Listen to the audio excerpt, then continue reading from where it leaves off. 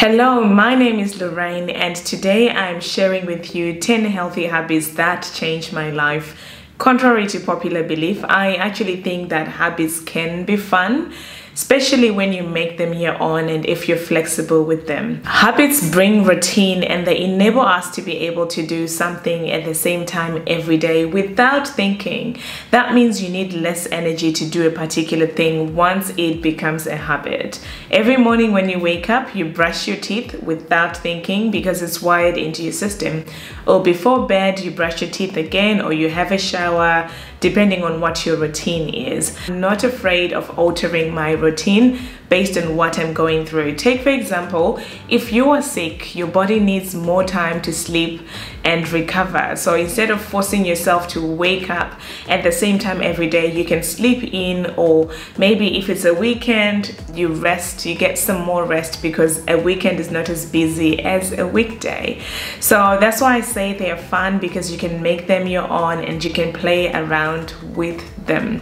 Once you get used to routine or doing things a certain way, it actually saves you time and you're able to get more things done because you're not spending that mental energy thinking about a particular thing or making small decisions. If you haven't done so already, remember to subscribe. This is gonna be fun and there's going to be so many healthy tips for you.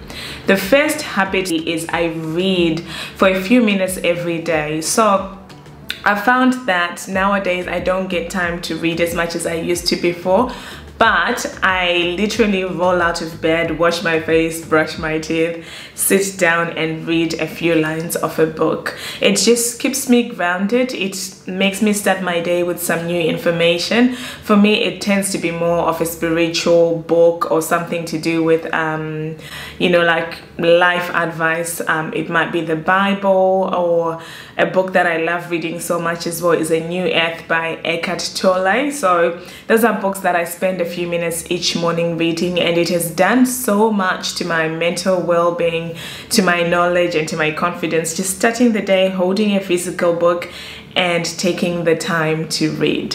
The second thing that I do on a regular basis, if not daily, is journaling. I love journaling because it's a time for me to sit down, put my thoughts on paper, you know, I use it as a time to ponder, what am I thinking, what am I going through, particularly if I'm going through a difficult time. It's a good time for me to just sit down and think, okay, how am I processing those things?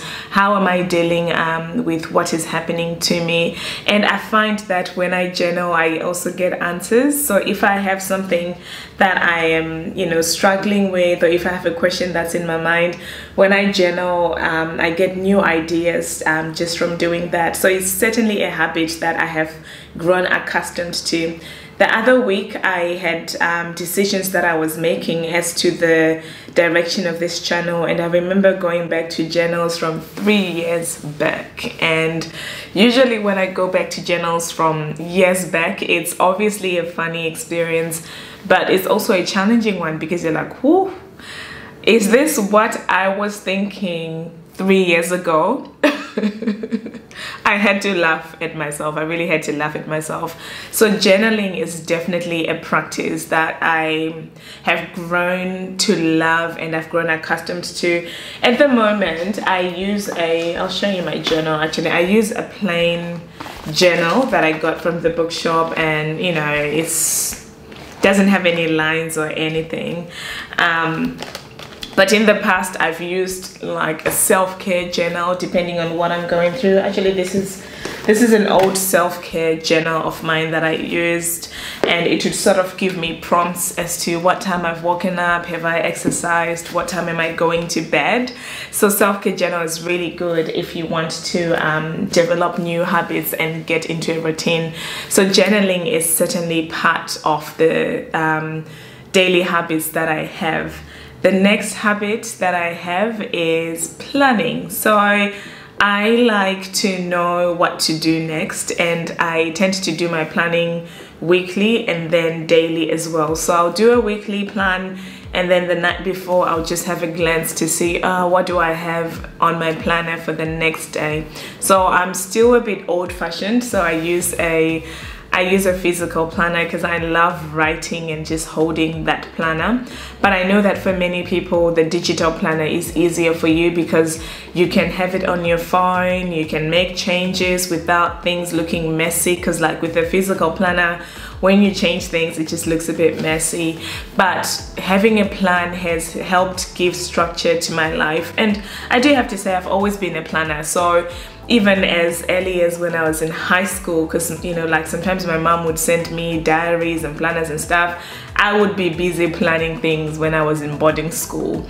And I went to, and if you've ever been to boarding school, is structured. So in boarding school, you wake up at a particular time, you have to shower at a particular time, you have to have your breakfast at a particular time, start school, very regimented. And I think maybe that's where I got into that habit of like having a structured day and liking a plan.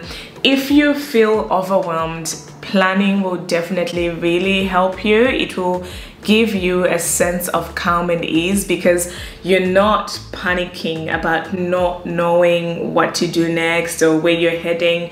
So and also planning will sort of help put things in perspective, because obviously you can't do everything every day. Some things are gonna get done and some things are not gonna get done. So writing it down on a planner will definitely help you to get more done, because you know, if you don't have a planner, you're prone to forgetting. Like if I make an appointment with somebody and I don't write it down, it won't happen. I'm gonna forget. And I don't like to keep those small details in my head. So I would really rather write it down. The next habit that I do on a regular basis is exercise. I find that when I'm not exercising, my body just feels so clumped up and stiff, and I feel tired, demotivated, and usually it's because of not exercising. So I do not like the gym. For some reason, I've never liked the gym at all. I don't know why, I just don't like the gym. So last year I started doing F45, so it's like circuit training, like intense training for 45 minutes, and that was really good because it helped get my body into a toned shape. So that was good, but because I travel a lot for work, I cancelled that membership, and then I've gone back to running. So I run for a few minutes in the morning, and then I also spend some time doing, you know, some tummy exercises on my yoga mat, or I have this app called Fit On, and Fit On will give you like different workouts for like maybe 4 workouts a week, and you just go you just follow the Fit On app. So I've started doing some Pilates.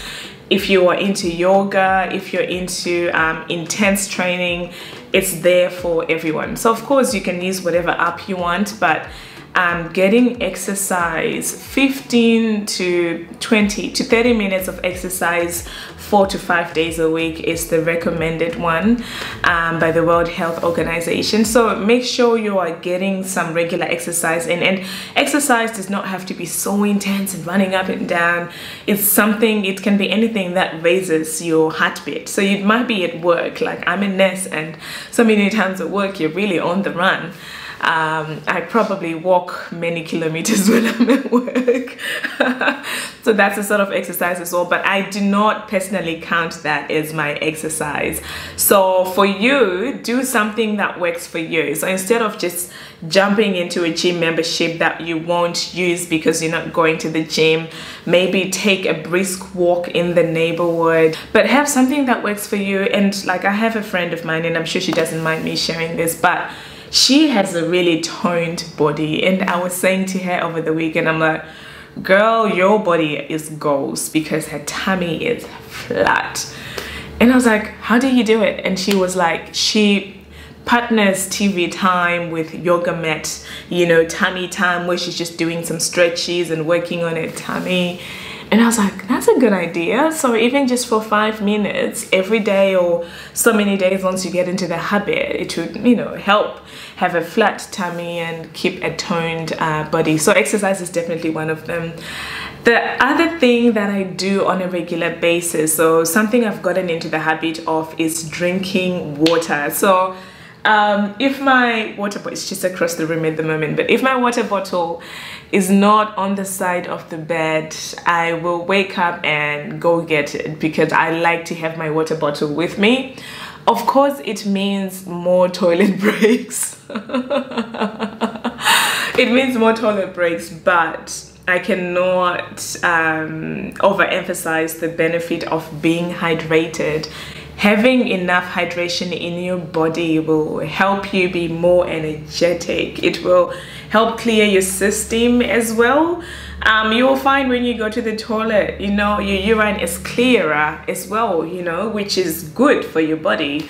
And also helps protect your body from infections. I can say for me, fine, I just had a cold the other week, but I rarely get sick, and usually I'm very energetic, and I think part of that is because of drinking water. People say it's also good for your skin. I am waiting for my skin to catch up. It will lift your mood. I was reading a paper last week about the effects of mild dehydration on people, and it was saying even if it's just mild dehydration, it can make you have headaches, it can make you feel dizzy, it can really lower your mood. And this was scientific based papers from studies of real life people. Guided meditation has been a game changer for me. It has been a game changer. So you know, I've always had a habit of, you know, I wake up, read my Bible or any other book, important book that I'm reading, and then journal and pray, which is pretty much still what I do. But I've added guided meditation, and oh my gosh, it's a game changer. And I used to be skeptical about meditation, because I was like, oh, isn't that, you know, like a different religion, or isn't that, you know, like something that is just weird? But really, when I've started to meditate, I realized that meditation is not about religion. So I use an app called Calm App, and you know, there's no religion that is particularly represented there. So of course there is meditation in Christianity, in Buddhism, in Hinduism. There's meditation, right? Depending on whatever faith you relate with. But for me, I have just seen the benefits of meditation, because meditation trains you. So usually your thoughts are just like, you know, like a monkey brain, where your thoughts are just rushing and rushing and rushing, and then meditation just trains you to calm your mind and to center your mind. So to calm your thoughts by focusing on the breath, you know. And when you think about it, every second, every minute of the day, we are bombarded with so much stimulation, more so nowadays because we have mobile devices and social media and access to all this 24-hour news, which is usually negative, right?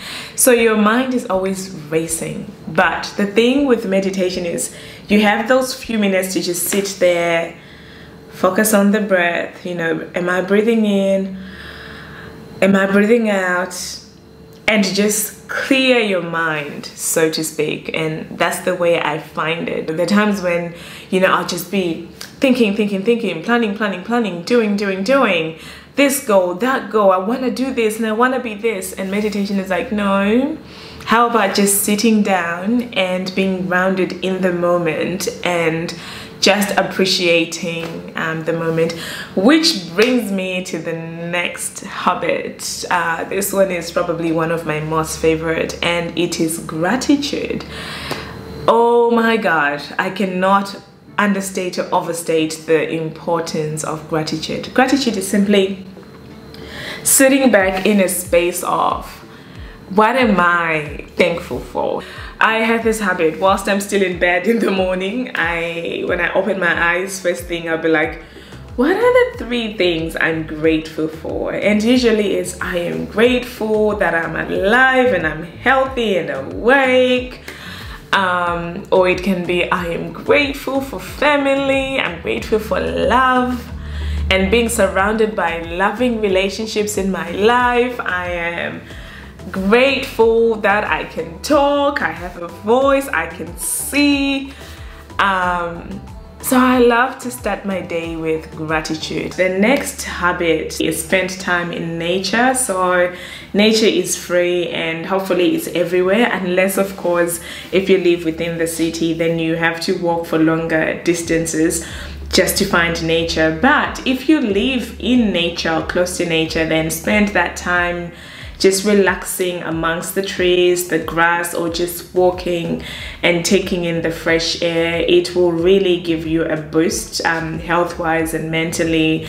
And I find that nature tends to be calming and clarifying. So if you have something that you're dealing with that is particularly challenging, just spending time in nature will help you to clarify things and really put things within perspective, because sometimes our minds tend to exaggerate the gravity of a situation. So just that time in nature will really help you put time in perspective. So make it an aim, you know, spend 3 minutes outside getting some fresh air and see what it will do. And I think now I'm on to habit number 9, which is learn something new every day. I have started listening to Audible, so I can listen to Audible even as I'm driving or as I'm exercising and doing something else.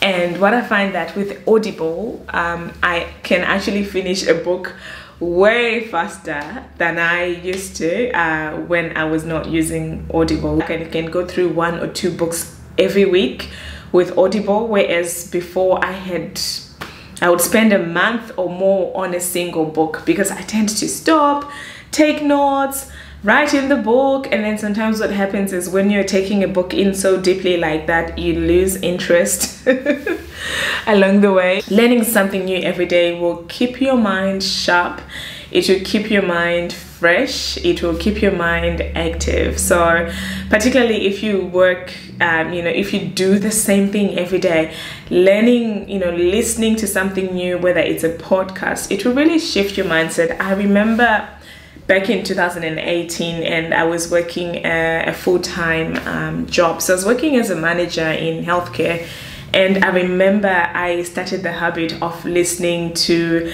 a podcast or like some YouTube channel every day as I was driving to work. And my commute was about an hour, so it was like nearly an hour going and an hour coming back. And I loved it, because the more I listened to those podcasts and YouTube videos, the more my mindset shifted, and I started thinking, oh, I can actually start my own business. I can actually, you know, start a blog online and, you know, start growing an audience. And that was from that daily commute and listening to something new. So you never know what you're going to learn as you listen to something new. So I definitely encourage you to learn something new every day. The last, and I think for me the most important habit, is this one. Get enough sleep every single day, as much as you can. I know sometimes it's hard to get enough sleep, but get as much sleep as you can. So know your sweet spot. It tends to be between 7.5 to 9 hours, and maybe 10, 11, 12 hours the younger you are, because like teenagers need more sleep, babies need lots of sleep. Aki, those little people sleep, I think, nearly for the whole day. So know your sweet spot and get enough sleep. I'm actually more productive if I sleep for longer rather than cutting back my sleep. And how I try to do that is by getting into bed early, which can be a challenge sometimes as well, getting into bed early. But my encouragement is get enough sleep. Make sure you're sleeping enough every single night, because it is so good for your health. I actually did a video on the benefits and the dangers of sleep, and I was so shocked when I was researching that article that, you know, let's say if you don't get enough sleep every night, or if you do shift work. So let's say for me, I'm a nurse. So if you do shift work, like you work night shifts or afternoon shifts, the World Health Organization classified that as a carcinogen, which is a cancer-causing agent. So it's detrimental to your body, because when you sleep, the body is being replenished, it's being cleansed, We have a body clock that performs various functions when we are actually asleep. So it's so important that we are asleep during those nighttime hours so that our minds are refreshed every single day, and to help protect us from disease.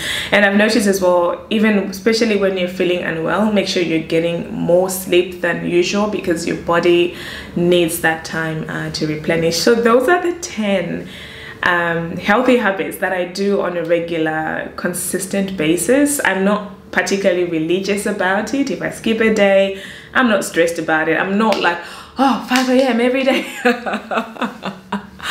And I mean, I do wake up early, but I tend to be flexible and not stress out about it, because I used to be that person who would stress out. I'd be like, every morning I have to be up 4:30. Then I was like, let me make it 5, and I was like, oh, 5:30. Whereas now I just work, you know, I'm flexible depending on how much work I'm doing and what I'm doing. And I think that's what makes people hate habits as well, like when they're so strict and macho about it, and like do it or die kind of thing. I think that it saps the energy and the goodness out of routine. Whereas if you allow yourself to grow with your own routine and habits and listen to your body, it is more rewarding that way. Thank you for watching. If you have not done so, remember to subscribe, leave a comment, like. Thank you.